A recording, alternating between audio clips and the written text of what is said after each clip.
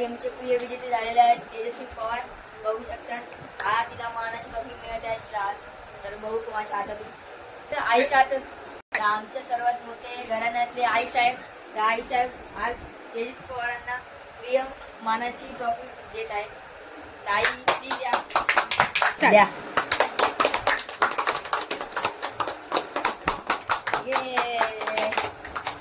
आता 2 मिनिट बक्षीस समारंभ झालेले आहे पण एक छोटस आपण रील्स करूया. सेलिब्रेट करूया. 3